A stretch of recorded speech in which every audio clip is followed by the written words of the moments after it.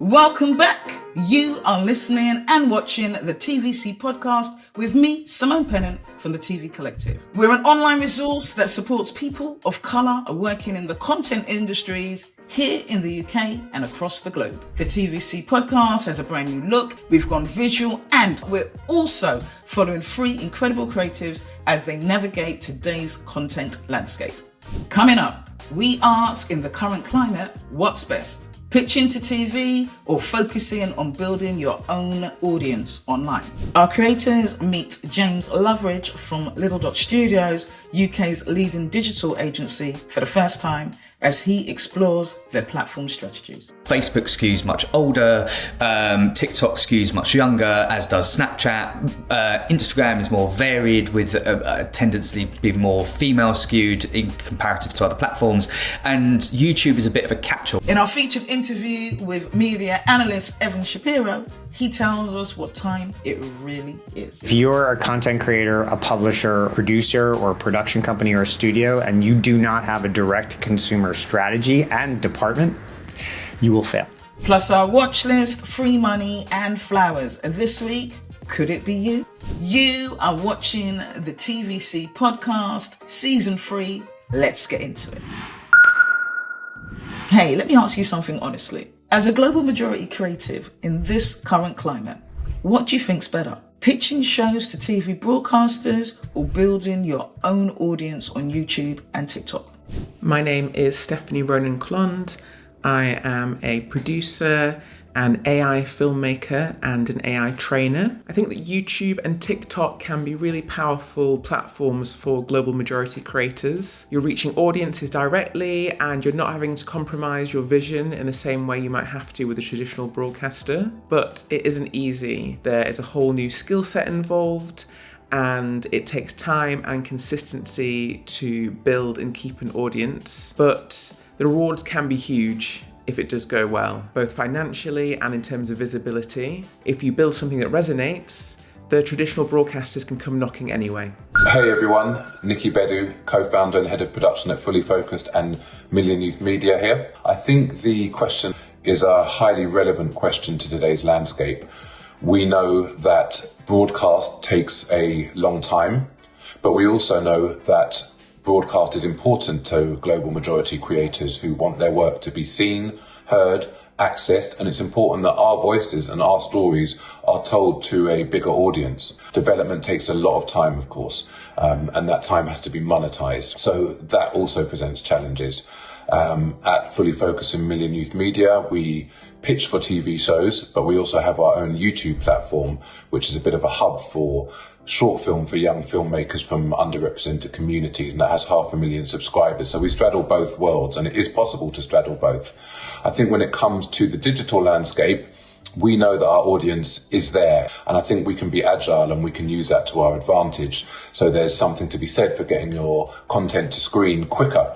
That also has to be monetized, of course. What's the short, mid and long term content strategy for that piece of content? So how are you getting it financed in development, and then how are you getting it financed in production? Hi, my name's Sabrina Scollan. I'm a development producer, and I think the best thing for new creators to do is to build their audiences up on YouTube, really understand what their shows and ideas are, but at the same time also build up those relationships with broadcasters and brands for the long term. To get involved, make sure you follow us on socials and jump in our DM. In their first meeting with James, our creators begin the next stage of their journey. Over the coming weeks, James will help them refine their projects, upscale their ideas, and take their work to the next level. But today, the focus is on one key question. If building an audience online is best, what platforms should they use and why? Hi, I'm Solape, and I've started a podcast called In Jesus' Name We Cult. And it talks about organisations and churches that present as Christian, but in actual fact have strong cult-like characteristics. Hi James, I'm Farah, and I'm a TV producer. I'm going to be launching a YouTube channel which is all about food. It should be fun content as well as interviews. My name's Shaldon Smith, and I run a social enterprise called Ambitious Academy. And what we do is provide alternative methods of education to young people and push them into the creative fields, work on their social media, but also create short pieces of content and short films. This is our first session with James Loveridge. He's here to kind of guide you through your journey and give you some support. We work with a multitude of different IP owners from kind of US studios like NBC Universal and Sony Pictures Television, streamers like Netflix and Amazon Prime Video. What we effectively do is help them realise the potential in the IP and the shows that they own, and look at helping them build multi-platform strategies. So that could be YouTube, Facebook, Instagram, TikTok, Snapchat. Is there any kind of thoughts that spring to mind in terms of what they should be thinking about in terms of platform strategy? When you look at the content you're making, it's kind of identifying what is the key place you should be, where is the best platform for it, and what is the best approach for that. When you look at the demographics on different platforms, Facebook skews much older, TikTok skews much younger, as does Snapchat.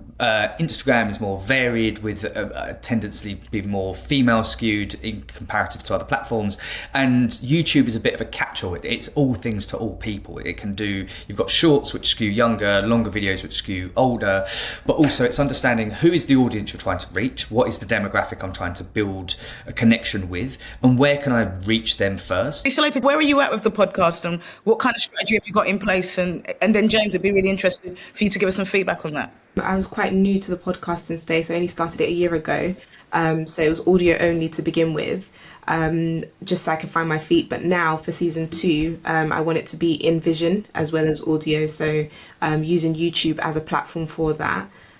Based on some of the research I've done, I think this kind of content specifically, there's a lot of it on YouTube. YouTube seems to be the platform that it kind of works best on. YouTube is, I think, the third largest platform for podcast consumption, and something that we've noticed in the last few years is the behaviours around YouTube have changed drastically. It is no longer a clip-based platform. It is much more on longer form content. They want to compete with Netflix, so they want to be seen as an episodic TV location. So actually, like hour-long videos and things like that do incredibly well. You have the ability to do shorts, you have the ability to do clips and compilations. What I would say is shorts are a great window into reaching a lot of people very quickly, and podcasts clip up into shorts quite nicely. What works as a 60-second video? What works as a 5-minute piece? My advice on the podcast piece would be making sure you're utilising the benefits of YouTube and the lean back viewing and the long form viewing, but also not ignoring the opportunity that you have with shorts to clip it up, find a new audience, and kind of reach those people. Thank you for that. Shaldon, do you want to just give a brief outline about what it is that you're doing, or content that you're making? We started with creating short films, so we want to keep that essence on the channel. We're doing music, so we filmed our first freestyle show. We also want to go into the podcast space as well, and sports. But mainly what we've been doing at the moment, how we've kind of started the channel off, is doing our comedy sketches. Yeah, I would say that the challenge that you face is how do you have a consistent identity? Because if you've got short films from different contributors, they will be visually different, tonally different. There might be like it's comedy or whatever, but if it's different faces and stuff like that. And the same with gaming and music, you're going to have a diverse mix of faces and people and formats and stuff. So how do you make it feel like one destination? And the kind of key thing with that is just understanding what is our tone of voice, what is our identity, who are we as a brand? Yeah. And making sure that you're kind of asking yourself, is this us? Everything that's said, like the title in the description, the themes, everything, like, is this us? Does this really talk to the brand?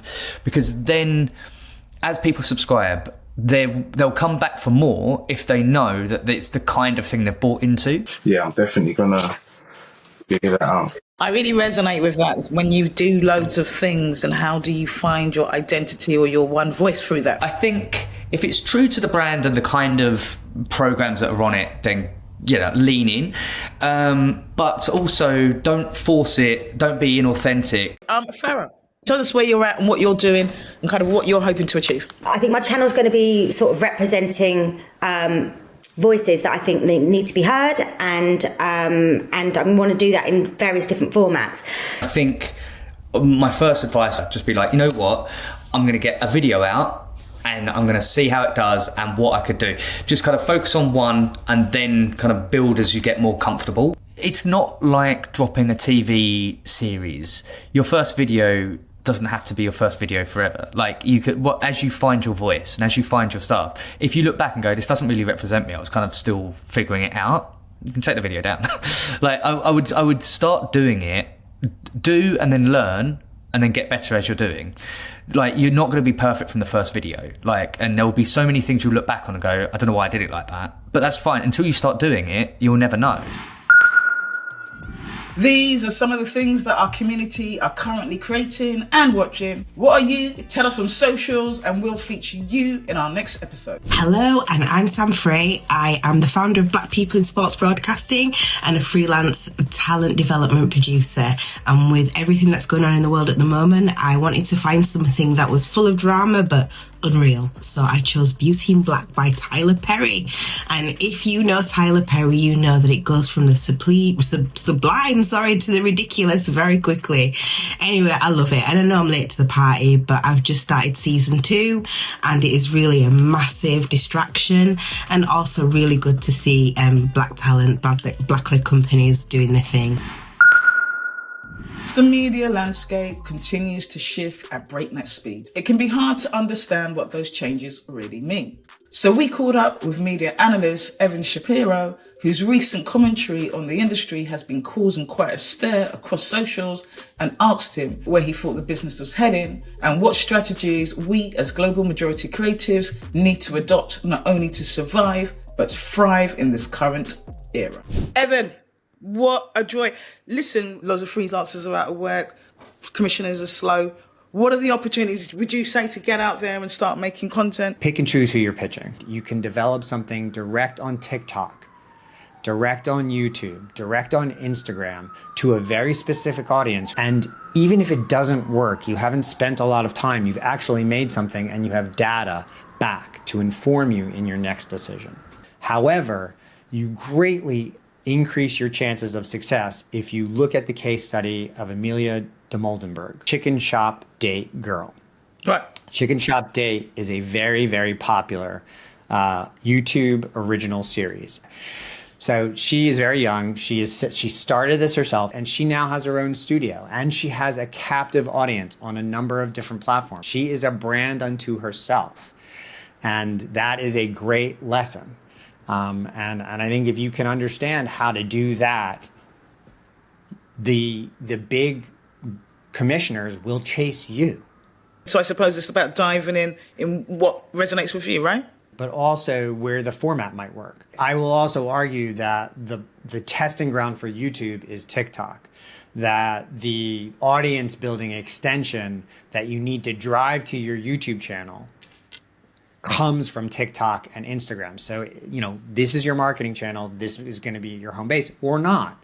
But the key element here is you very often need many instruments to play the music that you want to play. It kind of feels like creators need to be a brand, right? Feel like you're building a brand rather than a slate of programs. I think it really depends. I think you have to understand direct to consumer. If you're a content creator, a publisher, or a producer or a production company or a studio, and you do not have a direct consumer strategy and department, you will fail. 69% of the world's population are millennials and younger, right? So what their habits are and what their norm is, what their media is, which is the creator economy media, first and foremost. Whether they're subscribing to Netflix to watch Stranger Things, they're probably hearing about it first on their social media feed. Right. And so as the creator economy becomes much more the norm, the traditional media brands, the producers who can act like creators are the ones who are going to survive, not exclusively. So World of Wonders is a great production company. It's been around for a long time.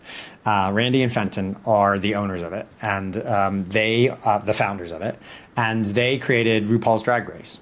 They have built this out into a massive worldwide brand for themselves. And they have a direct-to-consumer subscription, paid subscription product. It is a nice, regular, recurring income based on a piece of intellectual property that they've been investing in for 20 some odd years now, because they control their relationship with their audience in a way that very few production companies can. But when you look at big producers, BBC Studios, ITV Studios, they're doing the same thing now. They're copying Randy and Fenton. They're copying Mr. Beast. BBC Studios, they are now very much they're acting as creators. That's a really good tip for those who feel marginalised, or those who are entering into that space, to spend a little bit more time building your relationship direct to audiences, right? Is essentially what you're saying, yeah? It makes you bulletproof. Yeah. Do you think, Evan, that we're seeing the death of legacy TV or legacy media as we know it? I think it depends on what region you talk about. In the United States, it's over. It's been over for a while. The only thing broadcast television is useful, and really cable is useful now, is for news and sports, live stuff. Everything else is being relegated to streaming.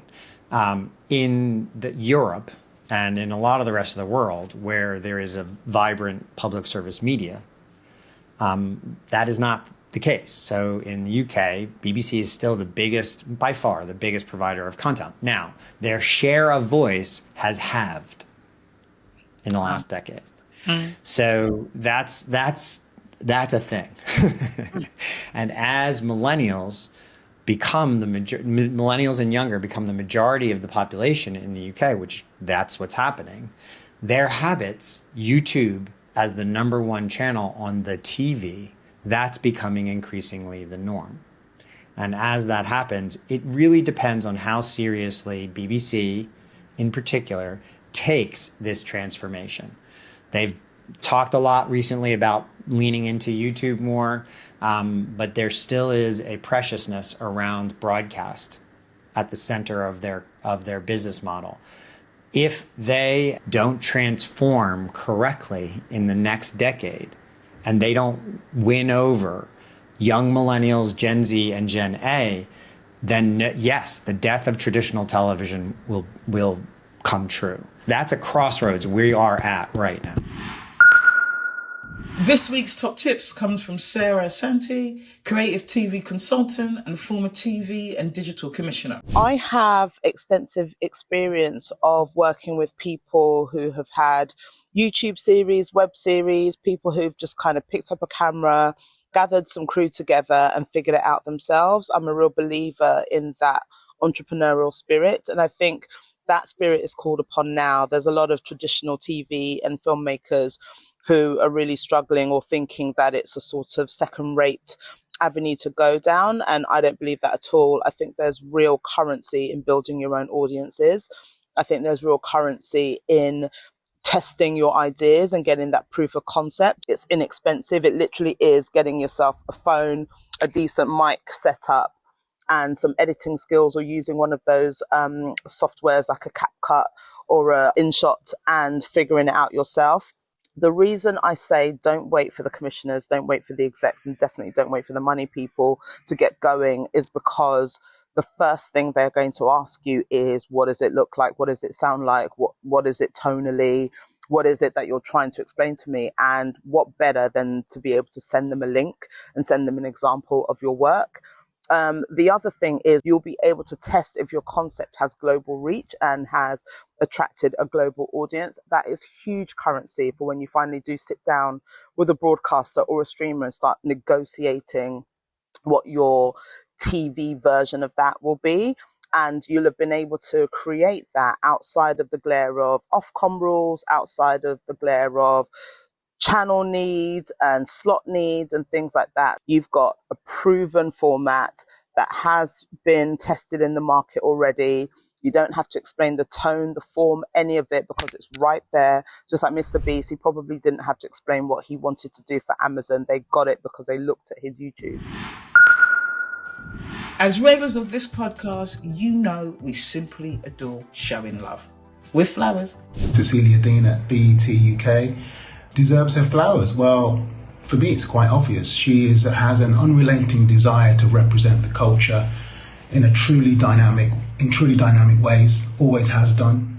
From the first time she took up the role at BET UK, And even before, when she was a series producer and a producer out in the world, she used to work on programs like The Rap Game, and you knew that she did the reboot of MTV Raps as well. So she's always been front and center at representing the culture in a truly authentic way. And her time at BET UK has seen her commission some outstanding shows, whether that be in the documentary arena or whether it be in the factual entertainment arena.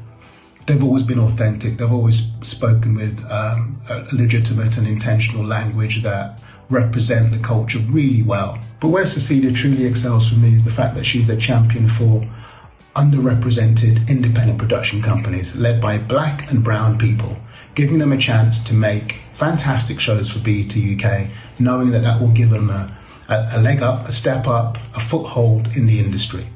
And she always scrutinizes each production company to ensure that they employ black and brown people on those productions to again further cement the fact that we can grow as a community within the TV landscape. So when it comes to flowers, for me, Cecilia is fantastic and really, really does deserve hers. Big up, Cecilia Dean. Prime Video and the National Film and Television School have teamed up to launch Reskill and Upskill. Reskill and Upskill is a brand new program supporting freelancers across every region, role, department and genre. They're currently shaping a series of free courses in podcasting, digital, AI, gaming, branded content, AR, VR, social media, project management and so much more. But first, they want to hear from you. What training would help you most right now? Take the short survey using the QR code in the show's notes or email reskill.upskill@nfts.co.uk for details. That's reskill.upskill@nfts.co.uk for more details. Don't miss this chance to reimagine your career. Reskill and Upskill, powered by Prime Video and the NFTS. A huge thank you to everyone who's featured in this episode. This podcast is supported by the film and TV charities Real Impact Award and Comics Relief Power of Pop Fund. But before we go, whether you're pitching to broadcasters or building your own audience online, remember this. The real strategy is consistency. Platforms may change, trends may shift, but if you keep showing up, being true to your vision, your audience will find you. For global majority creatives, breaking through has never been easy, but we've always thrived by innovating outside of the system. So when it comes to platform strategy, it isn't so much about TV versus digital. It isn't an either or, it's about every tool available for you. From TikTok to terrestrial, tell your story only in the way that you can. Strategies matter, but your voice is what makes the strategy work. And remember, the only constant is change. So don't just listen, take action. Join our weekly live activations to go deeper with experts, step into the Creators Challenge inside our community, your chance to put strategy into practice, win prizes, get featured in future episodes. If you haven't yet, become part of the TV Collective community, where global majority creatives connect, collaborate, and build their brands together. The clue's in our name. All the links are in our episode notes. Watch, explore, create. This has been the TV Collective podcast. Until next time, with love.